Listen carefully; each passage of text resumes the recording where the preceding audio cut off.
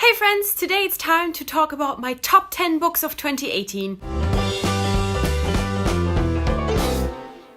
So I'm so excited to finally do this video and talk about the top 10 books that I read in 2018. I come up with this list throughout the year and I add books to this list as I read them because I just find it easier to compare books to each other to see where I want to rank them, and just in general, do I feel like this is a top book? And actually at the end of the year I only had 8 books on this list. It's not like the other books weren't good enough, it's just that these were the 8 books that during the year I already felt I needed to have on my top books list. But I did have no issues whatsoever adding 2 more books to the list. And actually I realized that there is one book that I even want to rank a little bit higher than another book that was previously on the list. So it all ended up being totally fine. And honestly, I'd rather end the year being able to add more books that I loved than having to cut down. My number 10 is The Passion of Dosa by Julie Berry. This could also totally go for the top book that surprised me. This was the biggest surprise of the year. Well, no, it wasn't quite the biggest surprise of the year, but it was one of the biggest surprises of the year. And it's just such a wonderful book about found family and female friendship. And it's one of those quiet books. It's a book that doesn't have a lot of action and a lot of drama. It's very quiet, but it just works, and it works perfectly. And it has 500 pages or something. I don't know, it just filled me with this really warm, wonderful feeling while reading it, and I just appreciated it so much. Julie Berry did an amazing job. This is one of those books that I read where I'm now I want to read everything that Julie Berry has ever written and will ever write, because if any of her other books are just a little bit built up like this one, then that's just incredible to me, and I think I'm gonna love all of her books if they are similar in any way. I was happy that I had a spot free to put this book on the list, because I feel like even though I really loved it, it didn't really get that much, time on this channel this year. So yeah, The Passion of Dosa I think is also a book that is very underrated. So if you love found family and female friendship and historical fiction, then I would highly recommend The Passion of Dosa. My number 9 is The Brightsiders by Jen Wilde. This is a YA contemporary that deals with so many things in such a small amount of pages. I definitely think if this had been a little bit longer, then it probably would have had a little bit of a bigger impact on me and could have easily made my top 5. But as it stands, it's still a great book, obviously, and I really think that all of the things in here are dealt with so incredibly well. It deals with fame and alcohol abuse. It has a lot of queer characters in there. The main character herself is bi, but we also have a pansexual character, we have non-binary characters, and it talks about songwriting, and it's just all incredibly well done. And it's actually kind of I think this gives up a super happy vibe, but it's actually pretty not dark, but it does deal with these kind of heavy topics, and I do think that it's kind of deep in a way. It deals with just the fame and the alcohol abuse, and also the way it deals with being queer. It's really strong and powerful. There's this really strong message in there that I absolutely love. For me personally, this is just one of those queer books that you absolutely should have read if you love queer books, because this whole book is just one queer anthem, quite honestly. And so yeah, this just had a huge emotional impact on me because of all of the themes in there, the queer themes and also the songwriting themes, the alcohol abuse even, and I just really fell in love with it because I just really felt emotionally invested. And this also has a really, really great romance. The love interest in this is amazing. My number 8 is Georgia Peaches and Other Forbidden Fruit by J. Robin Brown. This is a YA contemporary that is another one that has queer elements in it, and it does deal with some problematic aspects, but for me it's another one that just had this huge emotional impact on me, and I just really love the whole storyline. I love the combination of being queer and being religious. I think it was handled very well, and I love that the main character was so active and willing to kind of bring these two things together. And it just had a beautiful storyline, a beautiful female-female romance. I loved having the contrast between a character that's already very out and proud and another character that's kind of just coming to terms with her sexuality. I just really fell in love with it for all of these themes. It's a pretty long book as far as contemporaries go, but it never felt like boring or slow-paced. I think that it just deals with a lot of important topics. I just loved the overall family dynamics and the friendship dynamics, and I think this is another one that's kind of underrated. I feel like, especially as this is a queer release that came out in 2016, I want to say, where it wasn't quite as hyped yet, which we're still not where we're supposed to be when it comes to queer releases, but I think this kind of fell under the radar because a lot of people just weren't really aware this book exists. But I can definitely recommend it when it comes to the queer aspect, the female-female romance. On number 7, I have Ruined and, more importantly, Avenged by Amy Tantera. This is the first and the second book in the Ruined trilogy, and Ruined only got 4 stars, but Avenged got a full 5 stars, and I really, really loved Avenged. These are the books that I was talking about that weren't on this list initially, but that obviously now kind of, really made their way onto the list in a very good place. That is really mostly due to the sequel. I really loved Ruined so much, but Avenged was just fucking amazing, and I just love the characters.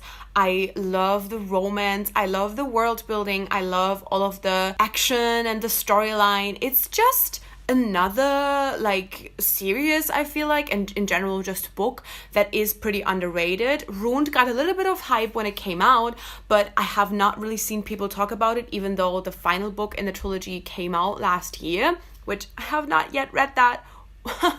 But I definitely want to do as soon as possible in 2019. This is just really an amazing YA fantasy trilogy. For me, this can totally hold up with the Remnant Chronicles or the Shadow and Bone trilogy. I think this should be considered a must-read as much as these other books are. So this is another huge recommendation from me, especially if you love this kind of YA fantasy. And I just absolutely cannot wait to read the third book. Who knows, maybe that will make my favorites list of 2019, which would be very exciting. But yeah, I'm just really happy that I was able to kind of reconsider how I felt about them and being able to put them on number 7 on my list. My number 6 is Echo After Echo by Amy Rose Capetta. This is a YA mystery, and it's just another really beautiful book. It has another really beautiful female-female romance. Oh, I don't know, is there a theme here? And I just really think that what got me most about this book, everything about this book is really great, but I think what got me most about this book was the whole kind of acting storyline. The main character is an actress, and she is in a play on Broadway, and it talks a lot about being an actress and just the way people kind of think they own your body and how people forget to respect your personal space and how people forget that consent is a thing. It's like you have to give up all of these things because you're an actress, because someone else wants to see something very specific from you. It's like now they own all of you and they can just do whatever they want. And so this definitely had a feminist element in there as well, but very specifically put into this acting kind of environment. And I just really love that. And I also really related to it in a way, being an actress myself. I just think that there is so much going on that you also don't really realize violates your kind of personal space and your privacy in a way. And so I just really, really loved how this book talked about that. But as I said, I think everything about this book is great. I think the romance is great and just the general storyline. The mystery is also great, but it's just that the mystery that kind of almost falls flat for me in a way because of these other elements that I think just really stand out. And these are also the things that had an emotional impact on me. And emotional impact is what I care about. Really, really love this one, and another underrated one that I would highly recommend. My number 5 is Sea Witch by Sarah Henning. I feel like this is one of those books that kind of got the most spotlight on here. I feel like a lot of you will not be surprised to see this book on this list, but Sea Witch is a book that was highly, highly subjective for me. I know this got a lot of mixed reviews, and I even said it in my own video review. I cannot really explain what I loved about this book. Like, I can tell you that I thought that the storyline was well done, and I just loved the romance. I loved in general all of the characters, but I don't think that any of these specific things were why I fell in love with this book. There was just some kind of magic about it, and it just simply worked for me. Something about reading this story just really got me, and I could just, throughout reading this book, I could just already feel that I was falling in love. I could already feel that my heart was gonna shatter when I finished this book, and that's kind of exactly what happened. So it just really was able to grab me emotionally immediately, and so I had to put this on my list. I am really, really glad that this really stuck with me so much, because I do think that retellings, especially of stories that you really love originally, in this case The Little Mermaid, can be very hit or miss, but this was absolutely hit for me, and I just really love it, and I'm so glad to have this book in my life. My number 4 is Eliza and Her Monsters by Francesca Zappia. This is a book that very much deals with mental health and with fandom and online culture. So it definitely ticks off 2 topics that I really love reading about, and there are just a lot of things in here that I very much related to. And it's one of those books that I just so wish I had as a teenager. I think that the issues that are portrayed in this book are just really issues that are taken seriously, even though they might seem not serious, or they might not seem like a problem, especially to adults. It is a problem, you know, and I just genuinely think that reading this as a teen would have influenced me and the way I see life and the way I live life and the way I also see my mental health. It would have changed that so much, and I just really, really appreciate it for that. But it also still today gave me so much perspective on mental health and on online culture and on being friends with people online. And it's actually funny, I feel like when I was a teen, I was very confident about the fact that I had a lot of online friends, and I never felt ashamed about that. But it's still funny to me how I read this book, and this is also the year that I made more and closer online friendships again. I used to have a lot of online friendships when I was a teen, but I feel like it fell a little bit flat in the last couple of years. And in 2018, I feel like I was much more open to having like really strong and close online friendships again, and not just like, you know, mutual kind of level, but just really close friends. And I'm not sure if it's just a coincidence that I read this book in the year where that happened. I do think that it had an influence on me just in the way that I see these friendships and how important they are and how equal they are to your real life friendships. And so I just really love this. I really love the mental health representation, and I often have huge issues with mental health representation because I just think I am very out of the norm with the general mental health things and how it kind of presents for me. And so sometimes I will read books and I just can't really identify with it, which is obviously fine, but that will like lessen the emotional impact. But this one worked for me. It worked incredibly well, and I just really love this. I'm so glad that I finally read this in 2018.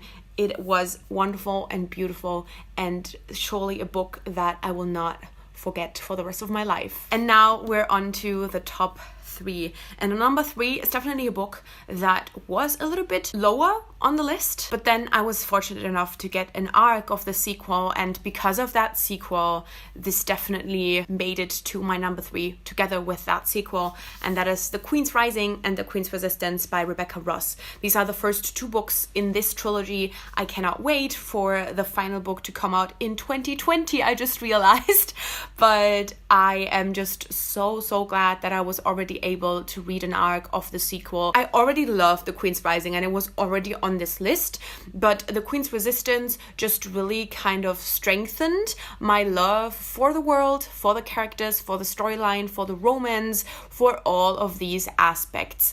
The Queen's Resistance just went a little bit deeper, it went a little bit darker, and that definitely had a huge emotional impact on me. That is really important for this to end up on the number 3 spot. And I just truly love the found family aspects in both the first book and the second book. And these are actually repeatedly the aspects that make me cry in these books. These really get me emotionally invested because of the found family. And while I always love the found family theme, this is not usually something that makes me very emotional, at least not to the point where I cry.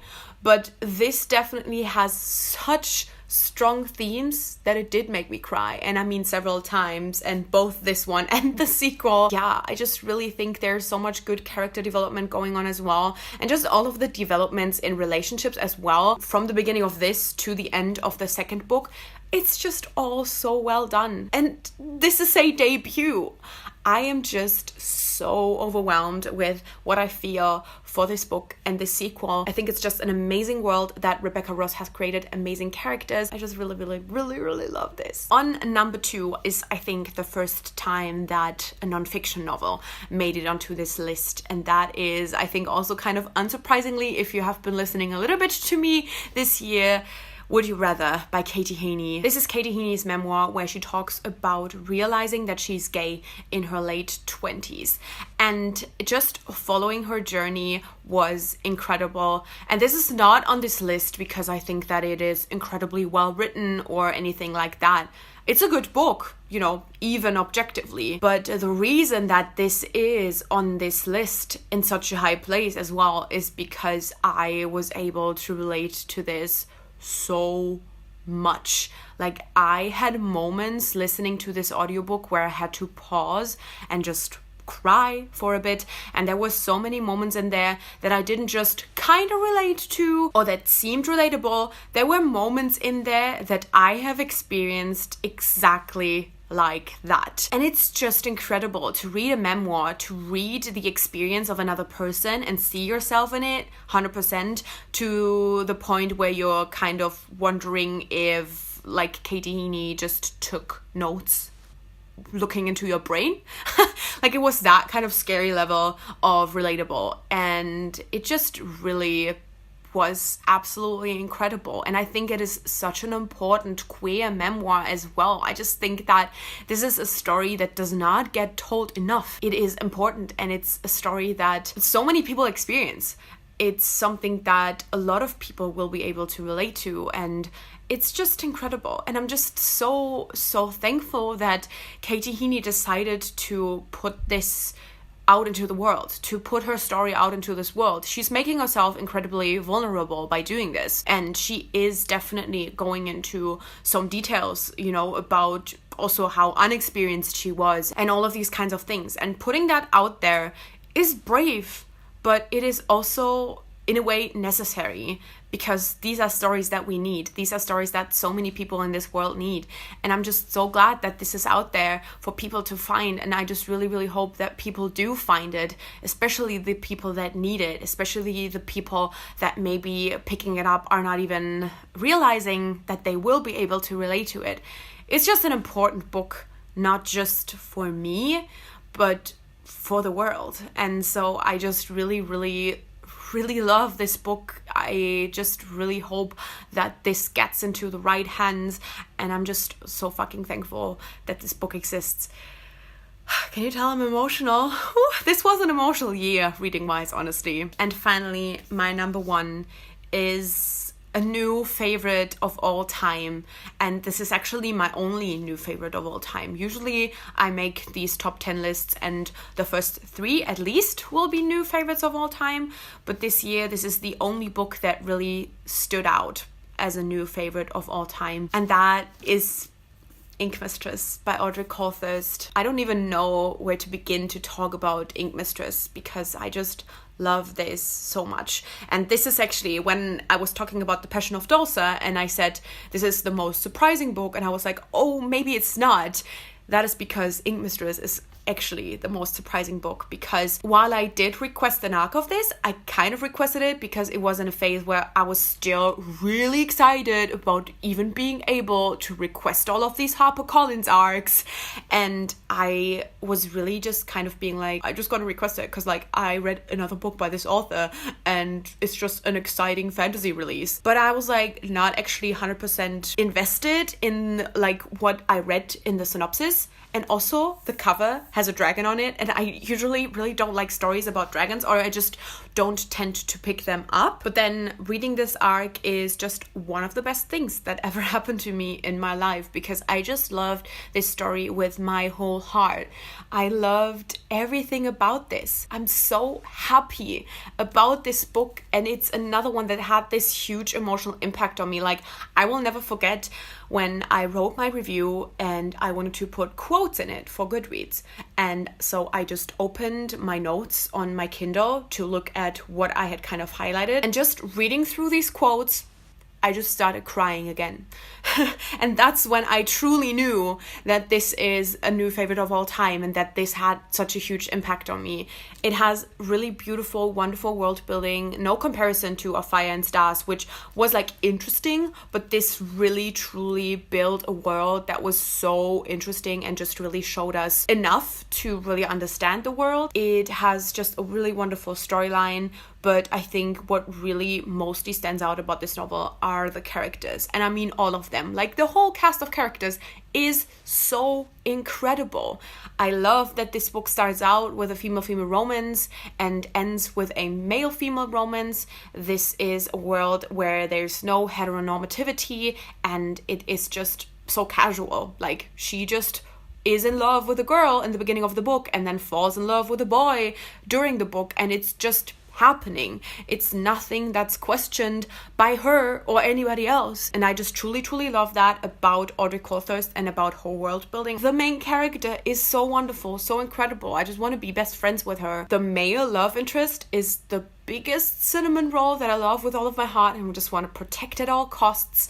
It has an amazing villain, like such a good, interesting villain. Everything about this is just so well done.